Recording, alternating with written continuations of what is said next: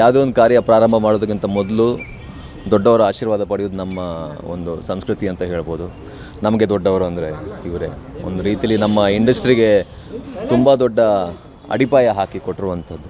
So ಅವರ ಒಂದು umbrella ಏನಿದೆ, ಅವರ ಒಂದು ಕೊಡೆಯ ಅಡಿಯಲ್ಲಿ ನಾವು ಇವಾಗ ಇದ್ದೀವಿ. ಸೊ ಹಾಗಾಗಿ ಆಶೀರ್ವಾದವನ್ನು ಪಡೆದು ನಮ್ಮ ಪ್ರಚಾರವನ್ನು ಪ್ರಾರಂಭಿಸೋದು ಅನ್ನೋ ಒಂದು ಇತ್ತು ನಮಗೆ. ಅಂದರೆ ಕಲಾವಿದರಿಗೆ, ಸ್ಪೆಷಲಿ ಕರ್ನಾಟಕದ ಕಲಾವಿದರಿಗೆ ಒಂದು ರೀತಿಯ ದೇವಸ್ಥಾನದ ಅನುಭೂತಿಯೇ ಇದು ಕೊಡುವಂಥದ್ದು. ಇಲ್ಲಿ ಬಂದಾಗ ಇಲ್ಲಿ ಸಿಗುವಂಥ ಶಾಂತಿ ಆಗಿರಲಿ, ಇಲ್ಲಿ ಸಿಗುವಂಥ ಸ್ಫೂರ್ತಿ ಆಗಿರಲಿ, ಇಲ್ಲಿ ಸಿಗುವಂಥ ಶಕ್ತಿ ಆಗಿರಲಿ, ಪ್ರಾಯಶಃ ದೇವಸ್ಥಾನದಲ್ಲಿ ಏನು ಸಿಗುತ್ತೋ ಅದೇ ಶಕ್ತಿ ನಮ್ಮ ಕಲಾವಿದರಿಗೆ ಇಲ್ಲಿ ಸಿಗುತ್ತೆ.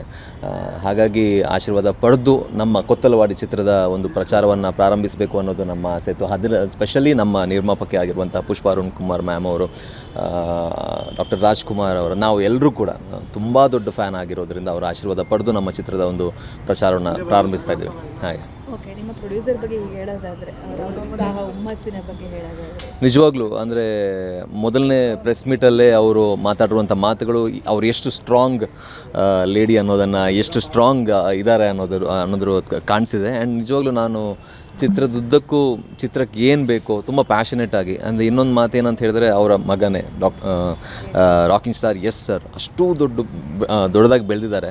ನನ್ನ ಮಗ ಮಾತ್ರ ಬೆಳಿಬಾರ್ದು, ಎಲ್ಲರೂ ಕೂಡ ಬೆಳಿಬೇಕು. ಎಲ್ಲ ತಂತ್ರಜ್ಞರು, ಎಲ್ಲ ಕಲಾವಿದರು, ಹೊಸ ಕಲಾವಿದರು, ಸ್ಪೆಷಲಿ ಟ್ಯಾಲೆಂಟ್ ಇರುವಂತಹ, ಸ್ಟ್ರಗಲ್ ಮಾಡ್ತಿರುವಂಥ ಕಲಾವಿದರಿಗೆ ಒಂದು ರೀತಿಯಲ್ಲಿ ನನ್ನ ಪ್ರೊಡಕ್ಷನ್ ಹೌಸ್ ಆಸರೆಯಾಗಿರಬೇಕು ಅನ್ನುವಂಥ ಒಂದು ದೊಡ್ಡ ಆಸೆ ಇಟ್ಕೊಂಡು ಅವರು ಪ್ರೊಡಕ್ಷನ್ಗೆ ಕೈ ಹಾಕಿದ್ದಾರೆ. ನಿಜವಾಗ್ಲೂ ಅವ್ರಿಗೆ ಧನ್ಯವಾದ ಅಂತ ಹೇಳ್ತೀನಿ. ಆ್ಯಂಡ್ ಅವರ ಪ್ರೊಡಕ್ಷನ್ ಹೌಸ್ ಒಂದು ತುಂಬ ದೊಡ್ಡ ಪ್ರೊಡಕ್ಷನ್ ಹೌಸ್ ಆಗಿ ಬೆಳೆದು ಭಾಳಷ್ಟು ಜನ ಕಲಾವಿದರಿಗೆ, ತಂತ್ರಜ್ಞರಿಗೆ ಒಂದು ಆಶ್ರಯವಾಗಬೇಕು ಅನ್ನೋದು ಆಸೆ. ಓಕೆ, ಯಶ್ ಸರ್ ಈ ಸಿನಿಮಾದ ಬಗ್ಗೆ ಯಾವತ್ತಾದ್ರೂ ನಿಮ್ಮ ಹತ್ರ ಮಾತಾಡಿದ್ದಿದೆಯಾ?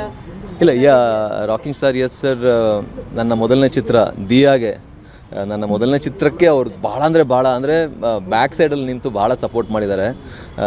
ಒಂದು ರೀತಿಲಿ ಆ ಚಿತ್ರದ ಯಶಸ್ಸು ಎಷ್ಟಿದೆಯೋ ಅದ್ರ ಬಹುಪಾಲು ಅವ್ರಿಗೂ ಸಲ್ಲಬೇಕು. ಬಿಕಾಸ್ ಅವರು ಬ್ಯಾಕ್ಗ್ರೌಂಡಲ್ಲಿ ನಿಂತು ಭಾಳ ಸಪೋರ್ಟ್ ಮಾಡಿದ್ದಾರೆ. ಸೊ ಖಂಡಿತವಾಗ್ಲೂ ನಾನು ಅವರ ತಾಯಿ ಪ್ರೊಡ್ಯೂಸ್ ಮಾಡ್ತಿರುವಂಥ ಚಿತ್ರದಲ್ಲಿ ನಾನು ಭಾಗಿಯಾಗಿರೋದು ನನ್ನ ಸೌಭಾಗ್ಯ ಅಂತ ಹೇಳಕ್ಕೆ ಇಷ್ಟಪಡ್ತೀನಿ. ಅಪ್ಪು ಸರ್ ಅಂದರೆ ಪುಷ್ಪ ಮೇಡಮ್ ಯಶ್ ಅವ್ರ ತಾಯಿ ತುಂಬ ಬಾಂಡಿಂಗ್ ಇತ್ತು. ಅವ್ರು ಪೂಜೆ ಮಾಡುವಾಗಲೂ ಅವರು ತುಂಬ ಭಾವುಕರಾದರು. ಆ ಕ್ಷಣದ ಬಗ್ಗೆ ಹೇಳೋದು? ಖಂಡಿತವಾಗ್ಲೂ ನನಗೂ ಅಷ್ಟೇ. ಅಲ್ಲಿ ಹೋದಾಗ ನನಗೆ ಆ್ಯಕ್ಚುಲಿ ನಿಲ್ಲಕ್ಕೆ ಆಗಲಿಲ್ಲ.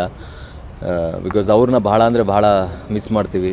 ನಾನು ಕೂಡ ಡ್ಯಾನ್ಸರ್ ಆಗಿರೋದ್ರಿಂದ ಭಾಳ ಒಂದು ದೊಡ್ಡ ಕನೆಕ್ಷನ್.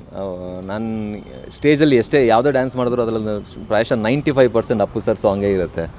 ಅಂಥ ಒಂದು ಬಾಂಡ್ ಎಲ್ರಿಗೂ, ಎಲ್ಲ ಕಲಾವಿದರಿಗೂ, ಯೂತ್ಸಿಗೆ ಸ್ಪೆಷಲಿ ಒಂದು ರೀತಿಯಲ್ಲಿ ಯುವರತ್ನ ಅವರು.